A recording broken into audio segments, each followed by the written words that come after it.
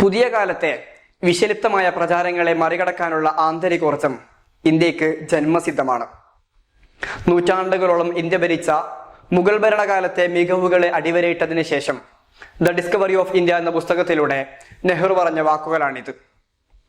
1526 April 20 നടന്ന ഒന്നാം പാനിപ്പറ്റ് യുദ്ധത്തിലൂടെ ഇബ്രാഹിം ലോധിയെ പരാജയപ്പെടുത്തുകയും ബാബർ ഇന്ത്യയിൽ മുഗൾ ഭരണം സ്ഥാപിക്കുകയും ചെയ്തു. 1857 മീററ്റിൽ വെച്ച് നടന്ന ഒന്നാം സ്വാതന്ത്ര്യ സമരമായിട്ടുള്ള ശിപായി ലഹള എന്ന കലാപത്തോടു കൂടെ മുഗൾ ഭരണം ഇന്ത്യയിൽ അന്ത്യം കുറിക്കുകയും ചെയ്തു. ഇതിനിടയിലുള്ള 330-ലധികം വർഷങ്ങൾ മുഗളന്മാർ ഇന്ത്യ ഭരിച്ചു.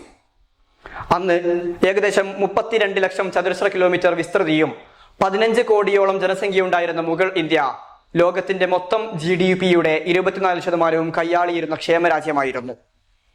സാമ്പത്തികമായിട്ട് മാത്രമല്ല, സാംസ്കാരികമായിട്ടും ഏറെ മുന്നിലായിരുന്നു മുഗൾ ഇന്ത്യ. ഭജ്സ എന്ന 6 അക്ഷരങ്ങളിൽ തുടങ്ങുന്ന ബാബർ, ഹുമയൂൺ, അക്ബർ, ജഹാംഗീർ, ഷാജഹാൻ, ഔറംഗസീബ് എന്നിവരായിരുന്നു മുഗൾ ഭരണ കാലഘട്ടത്തിലെ ഏറ്റവും പ്രധാനപ്പെട്ട ഭരണാധികാരികൾ. ഏറെ സാംസ്കാരികമായിട്ട് ഒരുപാട് സംഭാവനകൾ അവർ രാജ്യത്തിന് നൽകുകയുണ്ടായി. ഏറ്റവും പ്രധാനപ്പെട്ടത് വാസ്തുവിദ്യയിലെ സംഭാവനകളായിരുന്നു. ഇന്ത്യൻ, ഇസ്ലാമിക്, പേർഷ്യൻ ശൈലികളെ സമന്വയിപ്പിച്ചിട്ട് രാജ്യത്തിന് ഒട്ടനവധി സംഭാവനകൾ അവർ നൽകുകയുണ്ടായി. ഏറെ പ്രധാനപ്പെട്ടത് താജ്മഹൽ തന്നെയാണ്. ഇന്നും ലോകത്തെ 7 മഹാത്ഭുതങ്ങളിൽ ഒന്നായിട്ടുള്ള താജ്മഹൽ അന്നത്തെ വാസ്തുവിദ്യാ ശൈലിയുടെ സൗന്ദര്യാത്മക ചിത്രം വിളിച്ചറിയിക്കുന്നുണ്ട്. 5-മനായിരുന്ന ഷാജഹാൻ ആയിരുന്നു പണി കഴിപ്പിച്ചത്. ഡൽഹിയിലെ ജുമാ മസ്ജിദും ചെങ്കോട്ടയിലെ തന്നെ ദിവാനി ഖാസും കാശ്മീരിലെ പാരിമഹലും ഹുമയൂണിന്റെ കുടീരവും തുടങ്ങി ഒട്ടനവധി വാസ്തുവിദ്യയിലെ ഭംഗി ലോകത്തോട് വിളിച്ചു പറയുന്നുണ്ട് അന്നത്തെ മുഗൾ ഭരണകാലഘട്ടം. ഫത്തേപൂർ സിക്രി എന്ന വലിയൊരു നഗരവും അതിലെ കൂറ്റൻ ലൈബ്രറിയും ഇതിൽ ചേർത്തു പറയേണ്ടതാണ്. അലഹാബാദിലെ ഇന്നത്തെ പ്രയാഗ്രാജിലെ തലയുയർത്തി നിൽക്കുന്ന കോട്ട അന്നത്തെ സൈനിക ശക്തിയും എഞ്ചിനീയറിംഗ് വൈദഗ്ധ്യവും വിളിച്ചറിയിക്കുന്നുണ്ട്. കലാസാഹിത്യ മേഖലകളിലും ഒരുപാട് സംഭാവനകൾ മുഗളന്മാർ നൽകുകയുണ്ടായി. അന്നത്തെ ഭരണഭാഷ പേർഷ്യനായിരുന്നു. അതുകൊണ്ട് തന്നെ പേർഷ്യൻ ഭാഷയിൽ ഒട്ടനവധി കൃതികൾ രചിക്കപ്പെട്ടു. അക്ബർനാമയും ഐനി അക്ബാരിയും രചിച്ചത് പേർഷ്യൻ ഭാഷയിലായിരുന്നു. നിരവധി വിദേശ ഭാഷകളിലെ കൃതികൾ പേർഷ്യൻ ഭാഷയിലേക്കും ഇന്ത്യയിലെ പ്രാദേശിക ഭാഷകളിലേക്കും തർജ്ജമ ചെയ്തു.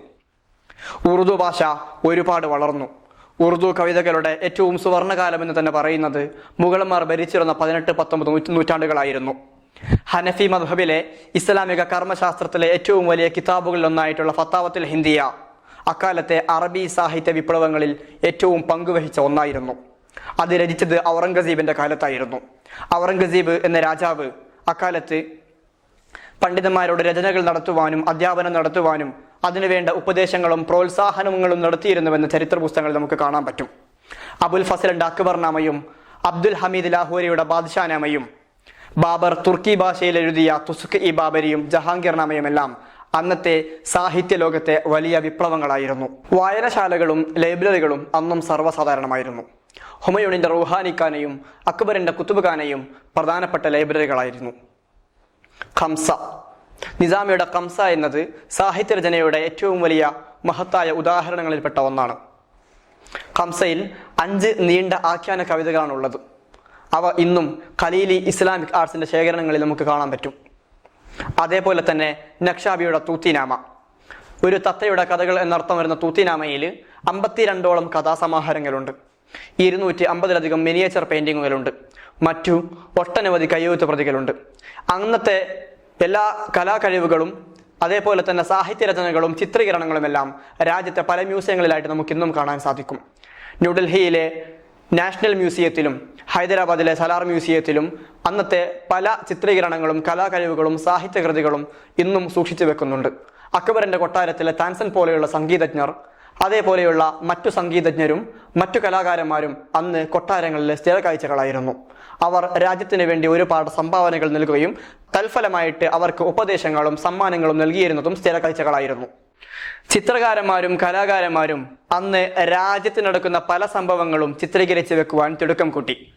പയാഗ്, ദശന്ത് പോലെയുള്ള ചിത്രകാരന്മാരുടെ ശൈലികൾ ഇന്നും രാജ്യത്തെ പല ചിത്രകാരന്മാരും പിന്തുടർന്നു വരുന്നുണ്ട്.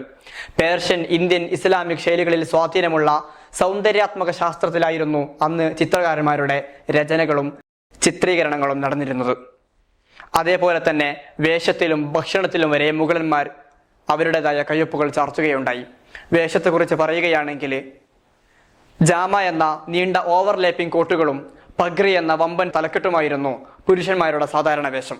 അതേപോലെ തന്നെ ഭക്ഷണ രീതിയും ഹൈദരാബാദി ബിരിയാണി, കബാബ്, ഷീർകുർമ തുടങ്ങിയ ഇന്നും ഉത്തരേന്ത്യയിൽ കാണാൻ പറ്റുന്ന ഒരുപാട് ഭക്ഷണ സംസ്കാരങ്ങൾ അന്നും മുഗൾ ഇന്ത്യയിൽ സജീവമായിരുന്നു. എല്ലാം കൊണ്ടും സമ്പന്നമായിരുന്നു മുഗൾ. പക്ഷേ സമീപകാല വാർത്തകൾ പ്രകാരം ഇന്ത്യയിലെ ചരിത്ര പുസ്തകങ്ങളിൽ നിന്നും പാഠപുസ്തകങ്ങളിൽ നിന്നും മുഗൾ ഭരണകാലഘട്ടം അന്യമായാൽ, അപ്രത്യക്ഷമായാൽ നഷ്ടമാകുന്നത് മൂല്യമേറെ സംസ്കാരങ്ങളായിരിക്കും.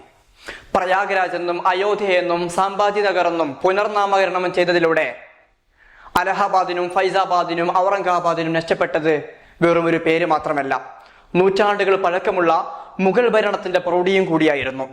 രാഷ്ട്രപതി ഭവനിലെ പൂന്തോട്ടമായിട്ടുള്ള അമൃത് ഉദ്യാനത്തിന് മുഗൾ ഉദ്യാനത്തിന്റെ പ്രൗഢിയും നഷ്ടപ്പെട്ടതുപോലെ തന്നെ ഇന്ത്യൻ ജനാധിപത്യത്തിന്റെ നാൾവഴികളെ വ്യക്തമായി അടയാളപ്പെടുത്തുന്നത് അതിന് പിന്നിലുള്ള ചരിത്ര വഴികളാണ്. ജനാധിപത്യം മുഖമറയാക്കി, ജനാധിപത്യം മുഖംമൂടിയാക്കി എത്ര തന്നെ അപനിർമ്മിതികളും അപരിഷ്കരണങ്ങളും തുടർന്നാലും അവ ബാക്കിയാവുക തന്നെ ചെയ്യും. അതിന്റെ അടയാളങ്ങൾ ബാക്കിയാവുക തന്നെ ചെയ്യും. സാംസ്കാരിക മൂല്യങ്ങൾ ഉയർത്തിപ്പിടിച്ച മുഗളർ അന്ന് ഡൽഹി മുതൽ ധാക്ക വരെയും, ബീജാപ്പൂർ മുതൽ ഒഡീഷ വരെയും, ലാഹോർ മുതൽ കാബൂൾ വരെയും ഒരു ദേശത്തിന്റെ ചരിത്രം എഴുതി. ആ ചരിത്രം എന്നും എക്കാലവും തങ്കലിപികളാൽ തന്നെ തുടരട്ടെ.